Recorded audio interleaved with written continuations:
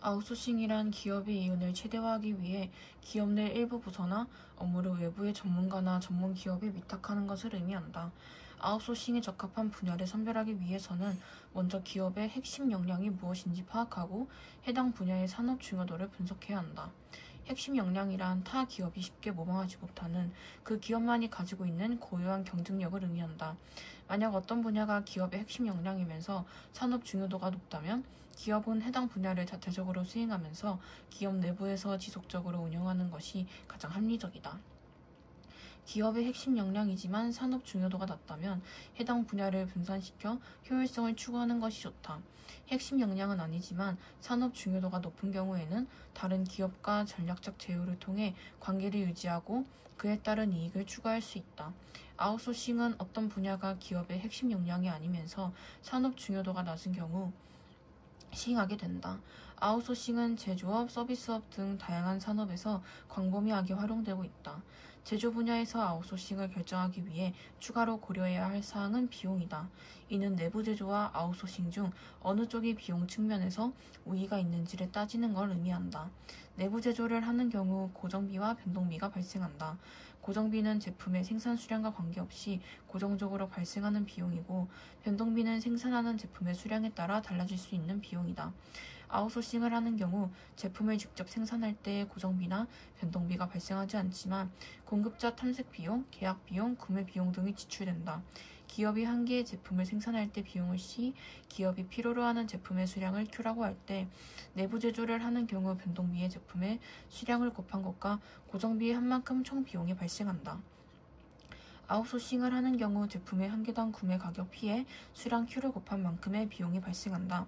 그림은 기업이 제품을 내부에서 제조할 때와 아웃소싱을 맡길 때의 비용의 차이를 보여준다. 내부 제조 시의 총비용 그래프가 아웃소싱 시의 총비용 그래프보다 더 위에서 시작하는 이유는 제품을 직접 제조할 때 고정비가 발생하기 때문이다. 기업의 아웃소싱 시행 여부는 두 그래프가 만나는 지점에 제품 수량인 Q를 기준으로 정해진다. 기업이 필요로 하는 수량이 Q보다 적을 경우 아웃소싱이 유리하고, 반대의 경우에는 내부 제조가 유리하다. 제조 분야에서 아웃소싱의 형태는 여러 가지로 구분할 수 있다. 기업의 제품의 제조 과정에서 생산비를 낮추려는 경우 주문자 상표 부착 생산을 하게 된다. OEM은 주문자가 생산에 필요한 모든 지침을 정하고, 아웃소싱을 받은 외주업체는 정해진 지침에 따라 제품을 제조하고 완성하여 납품하는 형태이다. 외주업체는 주문자의 요구사항에 따를 뿐 독자적인 권리나 제품에 대한 지적 소유권은 갖지 못하며, 완성된 제품은 실제 생산한 외주업체가 아닌 주문자의 상표명으로 시장에 출시된다. OEM을 활용하면 주문자는 제품 개발이나 설계, 마케팅 등에만 집중할 수 있고, 생산 관련 시설에는 투자하지 않아도 되기 때문에 비용과 노동력을 절감할 수 있다. 또한 타국의 기업에 OEM을 맡기는 경우 직접 외국으로 진출할 때 발생하는 공장 설립 비용, 물류 비용 등을 줄일 수 있고, 외국의 값싼 노동력을 활용하는 것도 가능하다. 외주업체는 다른 절차를 신경 쓰지 않고 생산에만 집중할 수 있고, 지속적인 경험으로 기술력을 향상시켜 경쟁력을 높이는 것도 가능하다.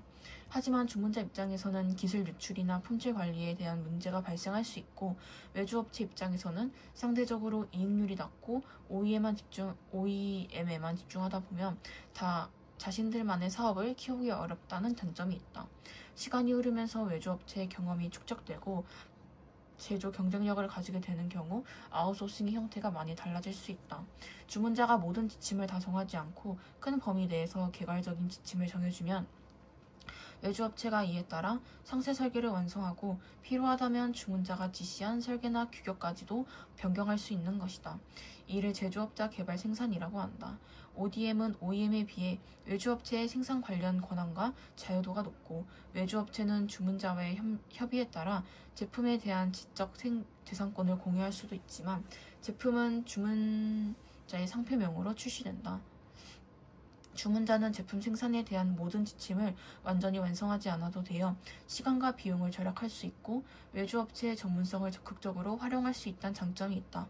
하지만 외주업체와 분쟁이 발생할 경우 다른 외주업체로의 변경이 어렵기 때문에 주문자는 제품 생산에 차질을 빚을 수도 있다. 외주업체는 생산 과정의 세부 절차를 직접 결정하기 때문에 스스로 생산 비용을 줄이는 것을 가능하게 하여 OEM보다 더 많은 이익을 창출할 수 있다. 대신 외주업체는 OEM에 비해 더 높은 기술을 가지고 있어야 하며 다른 외주업체의 차별성을 유지해야 한다는 어려움이 있다.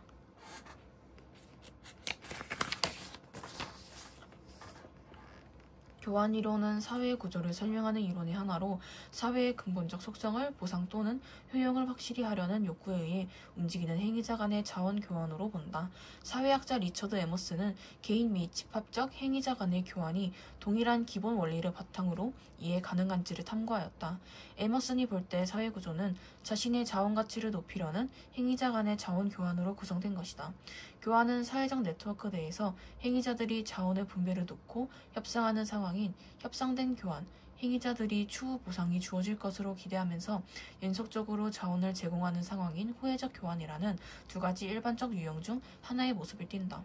협상된 교환의 특징은 작동하는 데 오랜 시간이 소요된다는 점, 비용과 이익에 대한 명시적 인식과 계산이 상당히 포함된다는 점, 당사자 모두가 받아들일 수 있는 타협을 추구하는 갈등 과정에서 이루어지는 경우가 많다는 점이다. 한편 후회적 교환은 한 당사자가 다른 당사자에게 일방적으로 자원을 주는 것을 포함하며 가치 있는 자원으로 갚으리라는 기대 또한 포함된다.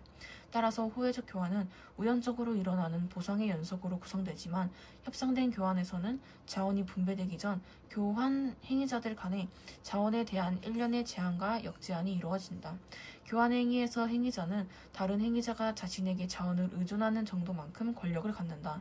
예를 들어 행위자 A가 행위자 B에 대해 갖는 권력은 B가 자신이 가치를 부여하는 자원을 얻기 위해 A에게 의존하는 정도에 따라 결정되며 B가 A에 대해 갖는 권력의 경우에도 마찬가지다.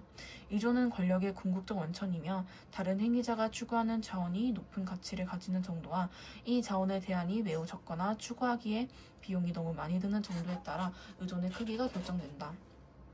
두 행위자는 모두 상당한 정도의 상호 의존성을 보일 수 있는데 각자가 상대방에 대해 큰 권력을 부여하고 그럼으로써 교환관계에서 권력의 총량 또는 평균값이 커지기 때문에 구조적 응징력 또한 증대된다.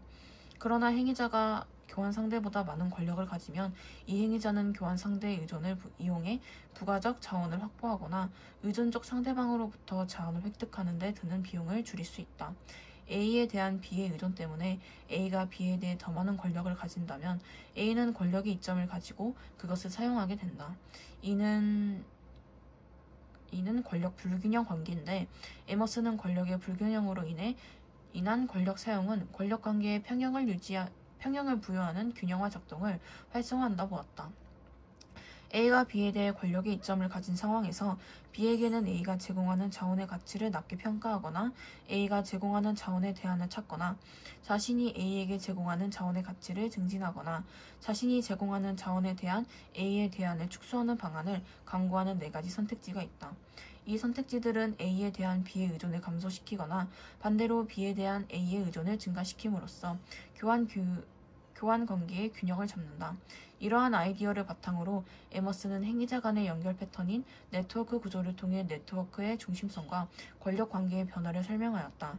중심성은 네트워크 내의 다른 위치들을 연결하는 중심이 되는 위치에 있어서 자원의 흐름을 매개한다는 의미다. 에머슨은 중심성을 보여주는 네트워크 내에서 높은 중심성을 가진 행위자가 다른 행위자들이 가치를 부여하는 자원을 적절하게 제공하지 못해 자원의 흐름을 제대로 매개하지 못하면 권력은 자원에 대한 직접적 접근을 통제할 수 있는 다른 행위자들의 축으로 붕괴될 것이라고 보았다. 예를 들어 봉건제에서 왕과 영주들의 네트워크 구조를 가정해보자. 왕은 영주들을 연결하는 중심이 되는 위치에 있어서 영주들 사이의 자원 흐름을 매개한다. 영주들은 자기 영지에서 농도들에 대한 지배를 바탕으로 왕에게 자원을 제공하며 농도들이 생산한 자원의 일부를 왕에게 전달한다. 그러면 제공받은 자원에 대해 왕이 무엇으로 갚을지가 문제가 된다. 영주들은 왕이 자신들에게 충분한 보상을 제공하지 않는다고 인식하기 시작하면 교환관계를 파기하고 네트워크 내의 권력관계를 변화시키려고 하게 된다.